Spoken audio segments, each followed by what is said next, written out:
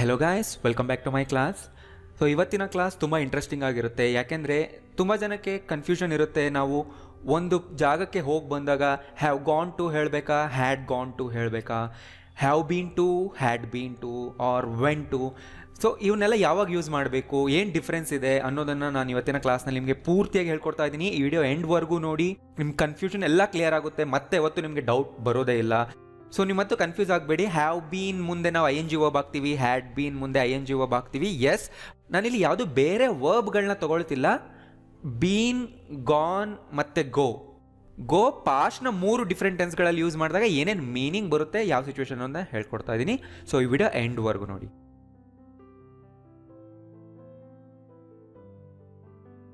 Okay, ಈಗ first ನೋಡೋಣ. Have gone to, has gone to ಮುಂದೆ ನಾವು ಪ್ಲೇಸ್ ಹಾಕಿದಾಗ ಏನು ಮೀನಿಂಗ್ ಬರುತ್ತೆ, ಯಾವಾಗ ಯೂಸ್ ಮಾಡಬೇಕು. ಆ್ಯಂಡ್ ನಾನಿಲ್ಲಿ ಮತ್ತೆ ನಿಮಗೆ ಬೇಸಿಕ್ಸ್ ಏನೂ ಹೇಳ್ತಿಲ್ಲ. ನಾನು ಆಲ್ರೆಡಿ ಬೇಸಿಕ್ಸ್ನೆಲ್ಲ ಕವರ್ ಮಾಡಿದ್ದೀನಿ. ನಿಮಗೆ ಬರೋ ಪ್ರತಿಯೊಂದು ಡೌಟ್ಗೂ ಆಲ್ರೆಡಿ ಒಂದು ವಿಡಿಯೋ ಇರುತ್ತೆ ಹಿಂದೆ, ನೀವು ಹೋಗಿ ನೋಡಿ. ಸೊ ನೀವೆಲ್ಲ ಕ್ಲಾಸಸ್ ನೋಡಿದ್ದೀರಾ ಅಂದ್ಕೊಂಡು ನಾನು ಎಕ್ಸ್ಪ್ಲೈನ್ ಮಾಡ್ತಾಯಿದ್ದೀನಿ. ಜಸ್ಟ್ ಡೌಟ್ಸ್ ಕ್ಲಿಯರ್ ಮಾಡ್ತಾ ಇದ್ದೀನಿ ಇಲ್ಲಿ ನಿಮಗೆ ಅಷ್ಟೇ. ಓಕೆ, ನಿಮ್ಗೆ ಗೊತ್ತಿದಲ್ವಾ ಯಾರಿಗೆ ಹ್ಯಾವ್ ಗಾನ್ ಟು ಯೂಸ್ ಮಾಡಬೇಕು, ಯಾರಿಗೆ ಹ್ಯಾಸ್ ಗಾನ್ ಟು. ಅಂದರೆ ಒಂದು ಜಾಗಕ್ಕೆ ಹೋಗಿದ್ದಾರೆ ಬಟ್ ಇನ್ನೂ ವಾಪಸ್ ಬಂದಿಲ್ಲ ಅಂತ ಹೇಳೋದಕ್ಕೆ. ಇಷ್ಟನ್ನ ನೀವು ತಲೆ ಒಳಗಡೆ ಫಸ್ಟ್ ಹಾಕ್ಕೊಳ್ಳಿ. ಒಬ್ಬ ಪರ್ಸನ್ ಬಗ್ಗೆ ನೀವು ಗಾನ್ ಟು ಹಾಕಿ ಹೇಳ್ತಾ ಇದ್ದೀರಾ ಅಂದರೆ ಇದು ಪ್ರೆಸೆಂಟ್ ಪರ್ಫೆಕ್ಟ್ನಲ್ಲಿ ಹೇಳ್ತಾ ಇದ್ದೀರಾ. ಆ್ಯಂಡ್ ಆ ಪರ್ಸನ್ ಹೋಗಿದ್ದಾರೆ, ಇನ್ನೂ ಬಂದಿಲ್ಲ ವಾಪಸ್. ರೈಟ್? ಫಾರ್ ಎಕ್ಸಾಂಪಲ್ ನೋಡಿ, ಈಗ ನಾನು ಕಿರಣ್ನ ನೋಡಬೇಕಿತ್ತು. ನಾನು ಹೇಳ್ತೀನಿ Kiran is not here, where is he? ಅಂದರೆ ಅವನು ಎಲ್ಗೋ ಹೋಗಿದ್ದಾನೆ ಅಂತ ಅರ್ಥ ಅಲ್ವಾ? He has gone to college ಅಂದರೆ ಅವನು ಕಾಲೇಜ್ಗೆ ಹೋಗಿದ್ದಾನೆ ಅಂದರೆ ಇನ್ನೂ ಬಂದಿಲ್ಲ ಅಂತ ಅರ್ಥ. ಯಾಕೆಂದರೆ ಅವ್ನು ಮೀಟ್ ಮಾಡಬೇಕು ಅನ್ನೋ ಸಿಚುವೇಶನ್ ಇದು, ಅವನ ಜೊತೆ ಮಾತಾಡಬೇಕು ಅನ್ನೋ ಸಿಚುವೇಶನ್. ಆ್ಯಂಡ್ ಅವ್ರು ಹೇಳ್ತಾರೆ ಅವ್ನು ಕಾಲೇಜ್ಗೆ ಹೋಗಿದ್ದಾನೆ, ಇನ್ನೂ ಬಂದಿಲ್ಲ ಅಂತ. ಅದೇ ಥರ ಹಿಸ್ ಗಾನ್ ಟು ವರ್ಕ್, ಅವ್ನು ಕೆಲ್ಸಕ್ಕೆ ಹೋಗಿದ್ದಾನೆ. ಸೊ ಹಿ ಹ್ಯಾಸ್ ನ short form he's gone to Mysuru ಅಂದರೆ ಮೈಸೂರಿಗೆ ಹೋಗಿದ್ದಾನೆ. ಹಿಸ್ ಗಾನ್ ಶಾಪಿಂಗ್ ಹೋಗಿದ್ದಾನೆ. ಶಾಪಿಂಗಿಂದ ಟು ಹಾಕಲ್ಲ, ಯಾಕೆಂದರೆ ಶಾಪಿಂಗ್ ಅನ್ನೋದು ಪ್ಲೇಸ್ ಅಲ್ವಾ? ಪ್ಲೇಸ್ನ ಹಿಂದೆ ಮಾತ್ರ ನಾವು ಟು ಹಾಕ್ತೀವಿ, ಶಾಪಿಂಗ್ ಅನ್ನೋದಲ್ಲ. ಅದರಿಂದ he's gone shopping, he's gone walking, he's gone jogging, he's gone running. ಬರೆದಿಟ್ಕೊಳ್ಳಿ ಇವನ್ನೆಲ್ಲ ನೀವು. He's gone with his dad, ಅವ್ರ ಡ್ಯಾಡಿ ಜೊತೆ ಹೋಗಿದ್ದಾನೆ. ಅದು ನೀವು ಈ ಥರ ಹೇಳಬೇಕಾಗುತ್ತಲ್ವಾ. He's gone to bring some vegetables, ಅವನು ವೆಜಿಟೇಬಲ್ಸ್ ತರಕ್ಕೆ ಹೋಗಿದ್ದಾನೆ ಅಂದರೆ ಇನ್ನೂ ಬಂದಿಲ್ಲ. ಈ ಥರ ನೀವು ಹೇಳ್ಬೋದು, ಬರ್ತಾನೆ ಈಗ ಸ್ವಲ್ಪ ಹೊತ್ತು ಅಂತ. ಈಗ ನೋಡಿ, he's gone to meet his friend, ಅವ್ನ ಫ್ರೆಂಡ್ನ ಮೀಟ್ ಮಾಡಕ್ಕೆ ಹೋಗಿದ್ದಾನೆ. He'll be back this evening, ಅವನು ಸಂಜೆಗೆ ವಾಪಸ್ ಬರ್ತಾನೆ. ಹಿ ವಿಲ್ ಬಿ ಬ್ಯಾಕ್, ಇದೇ ಥರನೇ ಹೇಳ್ಬೇಕು. ಹಿ ವಿಲ್ ಕಮ್ ಅನ್ಬಾರ್ದು. ಕಮ್ ಅಂದರೆ ಬರ್ತಾನೆ ಅಂತ, ವಾಪಸ್ ಬರ್ತಾನೆ ಅಂತ ಅಲ್ವಾ? ಯಾಕೆಂದರೆ ಈ ಸಿಚುವೇಶನ್ ವಾಪಸ್ ಬರ್ತಾನೆ ಅಂತ ಹೇಳೋ situation. He's gone to his friend's house, ಅವ್ನ ಫ್ರೆಂಡ್ ಮನೆಗೆ ಹೋಗಿದ್ದಾನೆ. ಹಿಲ್ ಬಿ ಬ್ಯಾಕ್ ಅಟ್ 6, 6 ಗಂಟೆಗೆ ಬರ್ತಾನೆ. He's gone to his aunt's house, he'll be back soon, ಬೇಗ ವಾಪಸ್ ಬರ್ತಾನೆ. ಸೊ ಎಲ್ಲ ಸೆಂಟೆನ್ಸ್ಗಳಲ್ಲೂ ಕೂಡ ಅವನು ಹೋಗಿದ್ದಾನೆ ಬಟ್ ಇನ್ನೂ ಬಂದಿಲ್ಲ. ಆಮೇಲೆ ಬರ್ತಾನೆ ಅಂತ ಹೇಳೋ ಸಿಚುವೇಶನಲ್ಲಿ ನೀವು ಇನ್ನೂ ಹೇಳ್ಬೋದು. ರೈಟ್? ಆ್ಯಂಡ್ ಬೇರೆ ಬೇರೆ ಸಬ್ಜೆಕ್ಟ್ಗಳಿಗೆ ನೀವೇ ಇದನ್ನು ಅಪ್ಲೈ ಮಾಡ್ಕೊಳ್ಳಿ. ಒಂದು ಸಬ್ಜೆಕ್ಟ್ ತೊಗೊಂಡಿದ್ದೀನಿ, ಒಂದು ಎಕ್ಸಾಂಪಲ್ ತೊಗೊಂಡಿದ್ದೀನಿ. ನೀವು ಬೇರೆ ಸಬ್ಜೆಕ್ಟ್ಗೆ ಅಪ್ಲೈ ಮಾಡ್ಕೊಳ್ಳಿ, ಬೇರೆ ಫಾರ್ಮ್ಸ್ಗೂ ಚೇಂಜ್ ಮಾಡ್ಕೊಳ್ಳಿ. ಸೊ ಗಾನ್ ಅರ್ಥ ಆಯ್ತಲ್ವಾ? ಪ್ರೆಸೆಂಟ್ ಪರ್ಫೆಕ್ಟ್ನಲ್ಲೇ ಇನ್ನೊಂದಿದೆ been. He has been to some place, I have been to some place, we have been to some place. ಅಂದರೆ ಅರ್ಥ ಹೋಗಿ ಬರೋದು. ನಾನು ಲಾಲ್ಬಾಗ್ಗೆ ತುಂಬ ಸರಿ ಹೋಗಿ ಬಂದಿದ್ದೀನಿ. ರೈಟ್? ಬ್ಯಾಂಕಿಗೆ ಈಗ ತಾನೇ ಹೋಗಿ ಬಂದೆ. ಮೈಸೂರಿಗೆ ತುಂಬ ಸರಿ ಹೋಗಿದ್ದೀನಿ. ಡೆಲ್ಲಿಗೆ ಜಸ್ಟ್ ಒಂದು ಸರಿ ಹೋಗಿದ್ದೆ. ಅಲ್ಲಿಗೆ ಯಾವತ್ತೂ ನಾನು ಹೋಗೇ ಇಲ್ಲ. ಈ ಥರ ಹೇಳೋದು ಹ್ಯಾವ್ ಬೀನ್ ಟು ಅಂದರೆ. ಆ್ಯಂಡ್ ಇನ್ನೊಂದು ವಿಷಯ ನೆನ್ಪಿಟ್ಕೊಳ್ಳಿ, ಯಾವುದೋ ಒಂದು ಸ್ಪೆಸಿಫಿಕ್ ಪಾಸ್ಟ್ ಟೈಮ್ ಅಲ್ಲ. ಅಂದರೆ ಒಂದು ರೀತಿ ಇಲ್ಲಿವರೆಗೂ ಎಷ್ಟು ಸರಿ ಹೋಗಿ ಬಂದಿದೆಯಾ ಅನ್ನೋ ಮೀನಿಂಗ್ ಕೊಡುತ್ತಿದ್ದು. ಸ್ಪೆಸಿಫಿಕ್ ಟೈಮ್ ಇದ್ದರೆ ವೆಂಟ್ ಅನ್ಬೇಕು. ವಿಸಿಟ್ ಅಂತ ಹೇಳ್ತೀವಲ್ಲ, ಐ ವಿಸಿಟೆಡ್ ಅಂತೀವಲ್ವ, ಅದೇ ವಿಸಿಟ್ ಅನ್ನೋ ಫಾರ್ಮಲ್ ವರ್ಡ್ ಆಗುತ್ತೆ. ನೀವು ಡೈಲಿ ಲೈಫ್ನಲ್ಲಿ ಬೀನ್ ಟು ಅನ್ನೋದೇ ಜಾಸ್ತಿ ಯೂಸೇಜ್ನಲ್ಲಿದೆ. ಅಂದರೆ ಒಂದು ರೀತಿ ಹೋಗಿ ಬಂದರೆ ಎಕ್ಸ್ಪೀರಿಯನ್ಸ್ನ ಕೂಡ ಹೇಳೋದಕ್ಕೆ ನಾವು ಯೂಸ್ ಮಾಡ್ತೀವಿ ಇಲ್ಲಿ. Have you been to Nandi hills? ನಾನು ಕ್ವಶನ್ ಮಾಡಿ ಕೇಳ್ತಾ ಇದ್ದೀನಿ, have you been to Nandi Hills ಅಂತ. ಅಂದರೆ ಅರ್ಥ ನೀನು ನಂದಿ ಹಿಲ್ಸ್ಗೆ ಹೋಗಿದೀಯಾ ಯಾವತ್ತಾದರೂ ಅಂತಾನೆ, ಇಲ್ಲಿವರೆಗೂ ಅಂತಾನೆ. ಅದು ಇನ್ನರ್ ಮೀನಿಂಗ್. ನೀವು ಅಲ್ಲಿ ಎಕ್ಸ್ಪ್ಲಿಸಿಟ್ಲಿ ಮೆನ್ಷನ್ ಮಾಡಬೇಕಾಗಿಲ್ಲ, ಅದು inner meaning understood. Yes I have ಅಂದರೆ ಅರ್ಥ ಅವ್ರು ಕೇಳಿರೋ ಕ್ವಶನ್ಗೆ ನಾವು ಆನ್ಸರ್ ಮಾಡ್ತಿದ್ದೀವಿ. ಹಾಂ, ಹೋಗಿದ್ದೀನಿ ಅಂತಾನೆ. Yes I have been to ಅಂತಲೂ ಹೇಳ್ಬೋದು, ಬಟ್ ನಾನು ಇಲ್ಲಿ ಶಾರ್ಟ್ ಆನ್ಸರ್ ಕೊಟ್ಟೆ. ಅವ್ರ ಈ ಥರ ಹೇಳಿ, I been to Nandi hills many times ಅಂದರೆ ಇಲ್ಲಿವರೆಗೂ ತುಂಬ ಸರಿ ಹೋಗಿ ಬಂದಿದ್ದೀನಿ, ವಿಸಿಟ್ ಮಾಡಿದ್ದೀನಿ. Yes I only been there once, only ನೋಡಿ ಅಲ್ಲಿ ಹಾಕ್ಬೇಕು ಅಂದರೆ ಒಂದು ಸರಿ ಹೋಗಿ ಬಂದಿದ್ದೀನಿ. Ya I only been there once with my friend. ನನ್ನ ಫ್ರೆಂಡ್ಸ್ ಜೊತೆ ಹೋಗಿ ಬಂದಿದ್ದೀನಿ ಒಂದು ಸಾರಿ. ಸೊ ಈ ಥರ ಮಾತಾಡ್ತಿರ್ತೀರಲ್ವ ಡಿಸ್ಕಷನ್ನಲ್ಲಿ, been there with my friends ಹೇಳಿ. ನೋ ಐ ಹ್ಯಾವೆಂಟ್ ಅಂದರೆ ಇಲ್ಲ ಹೋಗಿಲ್ಲ ಯಾವತ್ತು ಅಂತಾನೆ. ಇನ್ನೂ ಸ್ಟ್ರಾಂಗ್ ಮಾಡಬೇಕಂದ್ರೆ no I have never been to Nandi Hills ಅಂತೇಳಿ, ಅಂದರೆ ಯಾವತ್ತೂ ಹೋಗೇ ಇಲ್ಲ, ಈ ಸಾರಿ ಹೋಗಲೇಬೇಕು ಆ ಥರ ಸ್ಟ್ರೆಸ್ ಮಾಡಿ ಹೇಳುವಾಗ ಈ ಥರ ಹೇಳ್ಬೋದು. No I haven't but my friends have. I haven't my friends have ಅಂದರೆ ನಾನು ಹೋಗಿಲ್ಲ, ನಮ್ಮ ಫ್ರೆಂಡ್ಸ್ ಹೋಗಿದ್ದಾರೆ. ಯಾಕೆಂದರೆ ಹ್ಯಾವ್ ಮುಂದೆ ಬರೋದು ಬೀನೇ ಅಲ್ವಾ, ನೀವು ಮತ್ತೆ ಮತ್ತೆ ಅದನ್ನ ಹೇಳಬೇಕಾಗಿಲ್ಲ, ಅದು ಅಂಡರ್ಸ್ಟುಡ್, ಶಾರ್ಟ್ ಆನ್ಸರ್. ನೋ ನಾನು ಹೋಗಿಲ್ಲ but Kiran has just been there.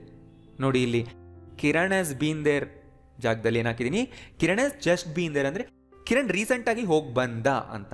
Just ಅಂದರೆ ವೆರಿ ರೀಸೆಂಟ್, ಈಗ ತಾನೇ ಅನ್ನೋ ಮೀನಿಂಗ್ ಬರುತ್ತೆ. ಅಂದರೆ ನೀವು ಈಗ ತಾನೇ ಎಲ್ಲಿಗಾದರೂ ಹೋಗಿ ಬಂದರೂ ಹೇಳ್ಬೋದು, ನಾನು ಈಗ ತಾನೇ ಬ್ಯಾಂಕಿಗೆ ಹೋಗಿ ಬಂದೆ, I just been to the bank, ದುಡ್ಡು ತಂದಿದ್ದೀನಿ, ಈಗ ತಾನೇ ಅಂಗಡಿಗೆ ಹೋಗಿ ಬಂದೆ, ಗ್ರೋಸರೀಸ್ ತಂದಿದ್ದೀನಿ, ಈ ಥರನೂ ಕೂಡ ಹೇಳ್ಬೋದು. ಗೊತ್ತಾಯ್ತಲ್ಲ, ಹೋಗಿ ಬಂದಿರೋ ಎಕ್ಸ್ಪೀರಿಯನ್ಸ್, ವಿಸಿಟ್ ಮಾಡಿ ಬಂದಿರೋದು ನಾವು ಬೀನಿಂದ ಹೇಳ್ತೀವಿ. ಮತ್ತು ಈ ಥರ ಹೇಳಬಾರ್ದು ನೀವು I have gone to Nandi hills 3 times, I went to Nandi hills 3 times ಅನ್ಬಾರ್ದು. ಇದು ಆ್ಯಬ್ಸಲ್ಯೂಟ್ಲಿ ರಾಂಗ್, ಹೇಳಬಾರ್ದು. ಯಾಕೆಂದರೆ ಗಾನ್ ಅಂದರೆ ಹೋಗಿದ್ದಾರೆ ಬಟ್ ಇನ್ನೂ ವಾಪಸ್ ಬಂದಿಲ್ಲ ಆಗುತ್ತೆ. ವೆಂಟ್ ಅಂದರೆ ಒಂದು ಸ್ಪೆಸಿಫಿಕ್ ಟೈಮ್ನಲ್ಲಿ ಹೇಳೋದಾಗುತ್ತೆ. ಅಂದರೆ 2010ನಲ್ಲಿ ನಾನು 3 times ಹೋಗಿದ್ದೆ, ಹಾಲಿಡೇಸ್ನಲ್ಲಿ ನಾನು ಹೋಗಿದ್ದೆ, ಈ ಥರ ಹೇಳುವಾಗ ವೆಂಟ್ ಯೂಸ್ ಆಗುತ್ತೆ. ಸೊ ಎರಡು ಕಂಪೇರ್ ಮಾಡಿ ಹೇಳ್ತೀನಿ ನೋಡಿ ಇಲ್ಲಿ. Where's Kiran, he has just gone to the shop. ಅವ್ನು ಈಗ ತಾನೇ ಅಂಗಡಿಗೆ ಹೋದ, he'll be back in 10 minutes, ಇನ್ನೊಂದು 10 minutes ಬರ್ತಾನೆ. Kiran has just been to the shop, Kiran ಈಗ ತಾನೇ ಅಂಗಡಿಗೆ ಹೋಗಿ ಬಂದ.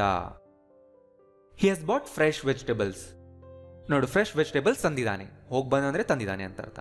ಗೊತ್ತಾಯ್ತಲ್ಲ. Where's your father? My father has gone to Hyderabad. ಅವರು ಹೈದರಾಬಾದ್ಗೆ ಹೋಗಿದ್ದಾರೆ. He'll be back next week. Next week ಬರ್ತಾರೆ. ಇನ್ ನೆಕ್ಸ್ಟ್ ವೀಕ್ ಅನ್ಬಾರ್ದು, ಆನ್ ನೆಕ್ಸ್ಟ್ ವೀಕ್ ಅನ್ಬಾರ್ದು, just he'll be next week. And ಇನ್ನೊಂದು ಸೆಂಟೆನ್ಸ್ ನೋಡಿ, we've been to Hyderabad on holiday many times. ಅಂದರೆ ಹೈದರಾಬಾದ್ಗೆ ನಾವು ತುಂಬ ಸರಿ ಹೋಗಿ ಬಂದಿದ್ದೀವಿ. We have been to, right? Where's your brother? My brother has gone outside. ಇದಂತೂ ನಿಮಗೆ ತುಂಬ ಸರಿ ಹೇಳೋ ಅವಶ್ಯಕತೆ ಬರುತ್ತೆ. ಅವ್ರು ಹೊರಗೆ ಹೋಗಿದ್ದಾರೆ, ಇಸ್ ಗಾನ್ ಔಟ್ಸೈಡ್. ಟು ಅನ್ಬಾರ್ದು. ಯಾವತ್ತು ನಾನು ಹೇಳಿದ್ದೆ ಔಟ್ಸೈಡ್ ಹಿಂದೆ ಟು ಹಾಕಬಾರ್ದು, ಆ್ಯಟ್ ಹಾಕಬಾರ್ದು, ಇನ್ ಹಾಕಬಾರ್ದು. ಇದಂತೂ ನೆನ್ಪಿಟ್ಕೊಳ್ಳಿ. ಹೊರಗೆ ಹೋಗಿದ್ದಾರೆ, so have to wait. So ನೀವು ವೆಯ್ಟ್ ಮಾಡಿ. ಹೋಗಿ ಬಂದಿದ್ರೆ he's been to the ATM. ಅವ್ನು ATMಗೆ ಹೋಗಿ ಬಂದಿದ್ದಾನೆ, ಸೊ ದುಡ್ಡು ಕೇಳ ಅವನಿಗೆ. You can ask him for some money. ಅಂದರೆ ATMಗೆ ಹೋಗಿ ಬಂದಿದ್ದಾನೆ ಈಗ. ಇನ್ನಷ್ಟು ನೋಡಿ, Ravi where are you? Have you already gone to the college? ನೀನು ಆಗಲೇ ಕಾಲೇಜ್ಗೆ ಹೋದ್ಯಾ ಅಂತ ಕೇಳೋದನ್ನ ಪ್ರೆಸೆಂಟ್ ಪರ್ಫೆಕ್ಟ್ನಲ್ಲೇ ಕೇಳಬೇಕು. ಯಾಕೆಂದರೆ ನೀನು ಗಾನ್ ಆಗಿದೆಯಾ ಅಲ್ಲಿಗೆ, ಅಂದರೆ ಹೋಗಿದೆಯಾ ಅಂತ ತಾನೇ ಅರ್ಥ. ಹೋಗಿ ಬಂದಿರೋ ಆ್ಯಕ್ಷನ್ ಅಲ್ಲ ಇದು, ಹೋಗಿದೆಯಾ, ರೈಟ್? ಅದಕ್ಕೆ ಅವ್ರ ಆನ್ಸರ್ ಹೇಳ್ಬೋದು ಎಸ್ ಐ ಹ್ಯಾವ್, ಹಾಂ ಹೋಗಿದ್ದೀನಿ ಅಂತ. ಅಂದರೆ ಹೋಗಿರೋದ್ರ ಬಗ್ಗೆ ಮಾತ್ರ ಅಲ್ವಾ ಮಾತಾಡ್ತಿರೋದು. ಆರ್ ನೋ ಐ ಹ್ಯಾವೆಂಟ್, ಇಲ್ಲ ಹೋಗಿಲ್ಲ, ಐ ಆಮ್ ಅಟ್ ಹೋಮ್, ಮನೇಲಿದ್ದೀನಿ. Where's everybody? ಎಲ್ಲರೂ ಎಲ್ಲಿದ್ದಾರೆ ನೋಡಿ. ವೇರ್ ಈಸ್ ಅನ್ಬೇಕು, ವೇರ್ ಆರ್ ಅನ್ಬಾರ್ದು. ಎವ್ರಿಬಡಿ ಅಂದರೆ ಸಿಂಗ್ಯುಲಾರ್. ಇಲ್ಲಿ ಕ್ಯಾಂಟೀನಲ್ಲಿದ್ದಾರೆ ಎಲ್ಲರೂ. I just been there. ನಾನು ಈಗ ತಾನೇ ಹೋಗಿ ಬಂದೆ, ದೇರ್ ಇಸ್ ನೋ ಬಡಿ ಎಟ್ ದ ಕ್ಯಾಂಟೀನ್. ಕ್ಯಾಂಟೀನಲ್ಲಿ ಯಾರೂ ಇಲ್ಲ.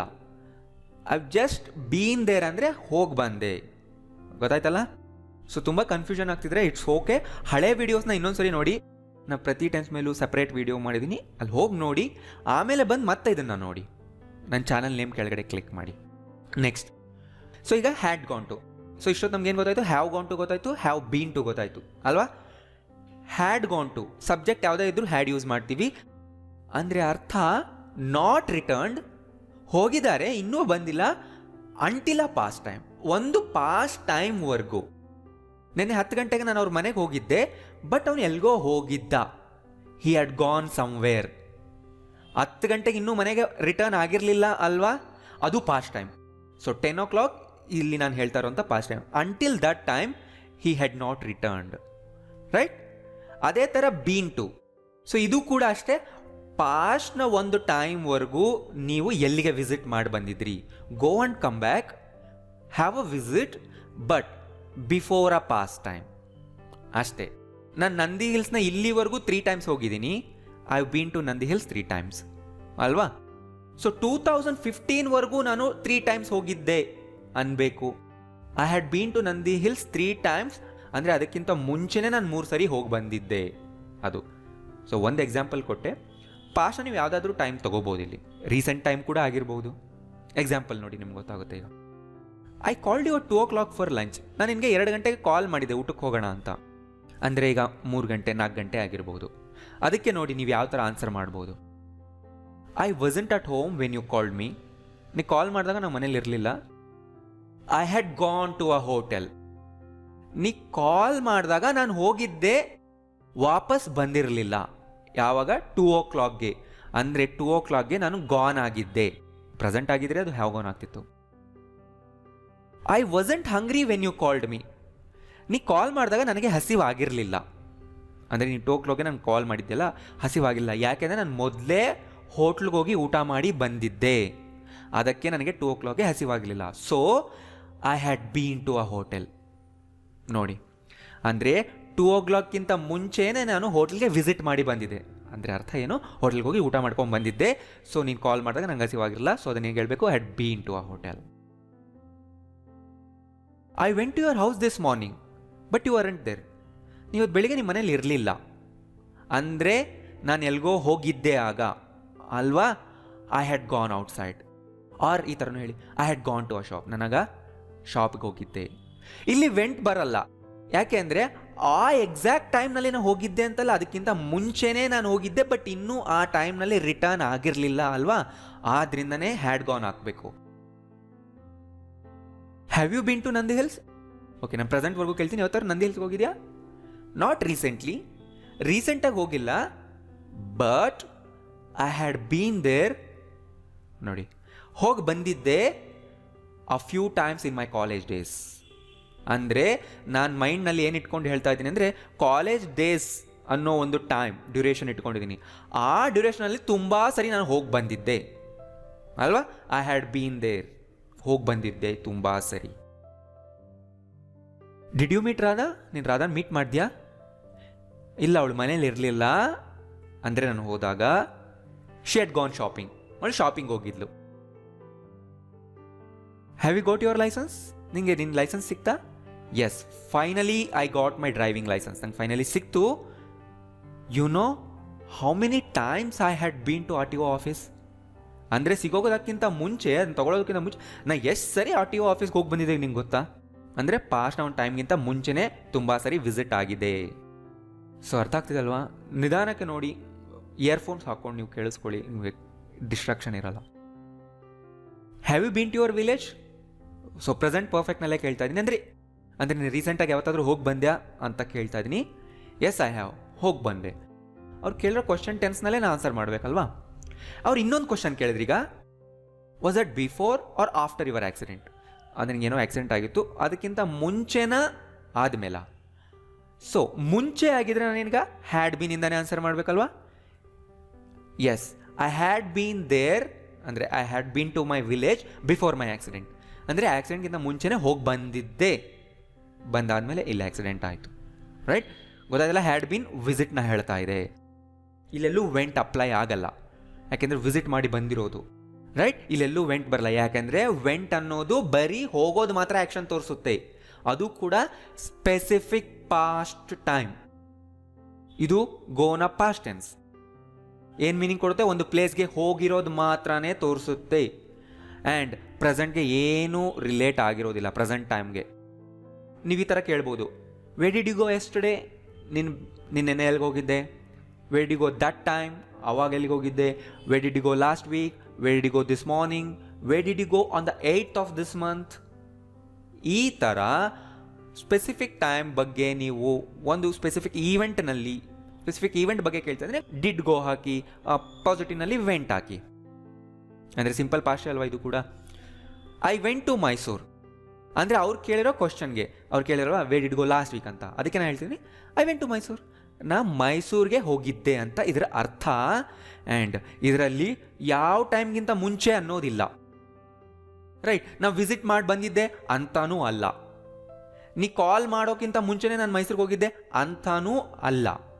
ಏನಿಲ್ಲಿ ಜಸ್ಟ್ ಒಂದು ಫ್ಯಾಕ್ಟ್ನ ಹೇಳ್ತಾ ಇದ್ದೀನಿ, ಒಂದು ಫ್ಯಾಕ್ಚುಯಲ್ ಇನ್ಫಾರ್ಮೇಷನ್ ಕೊಡ್ತಾ ಇದ್ದೀನಿ.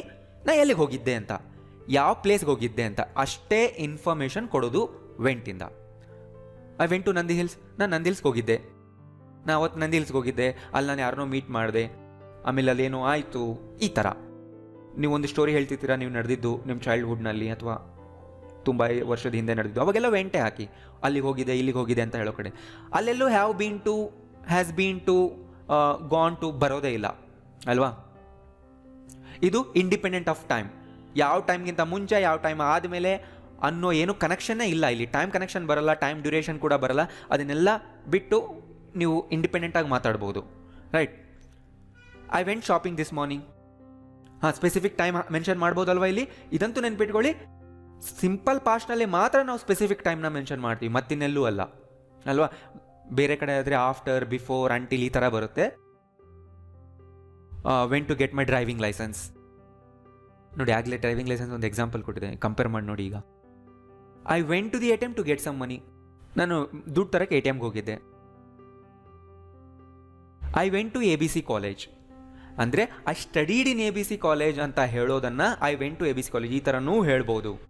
ಅಂದರೆ ಅರ್ಥ, ನಾನು ಓದಿದ್ದು ABC ಕಾಲೇಜ್ನಲ್ಲಿ. ಸೊ ಆಗಲೇ ನಾನು ಕಿರಣ್ ಎಲ್ಲಿ ಅನ್ನೋ ಸೆಂಟೆನ್ಸ್ ಕೊಟ್ಟಿದ್ದೆ ಅಲ್ವಾ. ಇಲ್ಲಿದೆ, where's Kiran is not here ಅಂತ. ಅವ್ನು ಕಾಲೇಜ್ಗೆ ಹೋಗಿದ್ದಾನೆ, ಇನ್ನೂ ವಾಪಸ್ ಬಂದಿಲ್ಲ ಅಂತ ಹೇಳ್ಬೋದು. ಆ್ಯಂಡ್ ಇನ್ನೊಂದು ಎಕ್ಸಾಂಪಲ್ನಲ್ಲೂ ಕೇಳಿದ್ದೆ, ವೇಸ್ ಕಿರಣ್, ಅವನು ಶಾಪ್ ಹೋಗಿದ್ದಾನೆ, ಇನ್ನೊಂದು 10 ಮಿನಿಟ್ಸ್ನಲ್ಲಿ ಬರ್ತಾನೆ ಅಂತ. ಬಟ್ ಈಗ ನೋಡಿ ಏನು ಬರುತ್ತೆ ಅಂತ. Kiran is not here, where's ಈ, ಕಿರಣ್ ಇಲ್ಲಿಲ್ಲ, ಎಲ್ಲಿದ್ದಾನೆ ಅವನು. ಹಿ ವೆಂಟ್ ಹೋಮ್, ಅವ್ನ ಮನೆಗೆ ಹೋದ. ಅಂದರೆ ಅವ್ನ ಕೆಲಸ ಮುಗೀತು, ಅವ್ನ ಮನೆಗೆ ಹೋದ, ಅಷ್ಟೇ. ಅದೊಂದು ಫ್ಯಾಕ್ಟ್ನ ಹೇಳಬೇಕಲ್ವಾ, ಇಷ್ಟೇ ಹೇಳಿ. ಇದು ಇಂಡಿಪೆಂಡೆಂಟ್ ಆಫ್ ಟೈಮ್. ಅಂದರೆ ಅರ್ಥ, ನೀವು ವೆಯ್ಟ್ ಮಾಡೋ ಅವ್ನು ಬರ್ತಾನೆ ಅಂತಲ್ಲ, ಮನೇನ ವಿಸಿಟ್ ಮಾಡೋಕ್ಕೆ ಹೋಗಿದ್ದಾನೆ ಅಂತನೂ ಅಲ್ಲ, ಮನೆಗೆ ಹೋದ ಅಷ್ಟೇ. ಅಂದರೆ ಇದು ನಿಮ್ಮ ವರ್ಕ್ ಪ್ಲೇಸ್ನಲ್ಲಿ ಯೂಸ್ ಆಗುತ್ತೆ. ಈಗ ನೀವು ಕೆಲಸ ಮಾಡ್ತಿರ್ತೀರ, ನಿಮ್ಮ ಕಲಿಗೆ ಯಾರೋ ಮನೆಗೆ ಹೋಗ್ಬಿಟ್ಟಿರ್ತಾರೆ, ಅವ್ರು ಕೇಳಿದಾಗ ಈ ಥರ ನೀವು ಹೇಳ್ಬೋದು, ಅವ್ರ ಮನೆಗೆ ಹೋದರು, he went home or she went home. ಎಷ್ಟೊತ್ತಿಗೆ ಹೋದ್ರು ಅಂತಲೂ ಹೇಳ್ಬೋದು. He went home an hour ago, ಆಗಲೇ ಹೋಗಿ 1 hour ಆಯಿತು, ರೈಟ್. ಸೊ ಈ 3 ಸೆಂಟೆನ್ಸ್ ನೋಡಿ ನಿಮಗೆ ಡೌಟ್ ಕ್ಲಿಯರ್ ಆಗ್ಬೋದು. ಹಿ ಹ್ಯಾಸ್ ಗಾನ್ ಔಟ್ಸೈಡ್ ಅಂದರೆ ಅವನು ಹೊರಗೆ ಹೋಗಿದ್ದಾನೆ, ಇನ್ನೂ ಬಂದಿಲ್ಲ. ಹಿ ಹ್ಯಾಡ್ ಗಾನ್ ಔಟ್ಸೈಡ್ ಅಂದರೆ ಅವನು ಹೊರಗೆ ಹೋಗಿದ್ದ. ನೀವು ಬೆಳಿಗ್ಗೆ ಇಲ್ಲಿಗೆ ಬಂದಾಗ ಅವನು ಹೊರಗಡೆ ಹೋಗಿದ್ದ. ಹಿ ವೆಂಟ್ ಅಂದರೆ ಅವನು ಹೊರಟೋದ, ಅಷ್ಟೇ. ಹೊರಟೋದ ಅಂತಲೂ ಬರ್ಕೊಳ್ಬೇಕಿದೆ.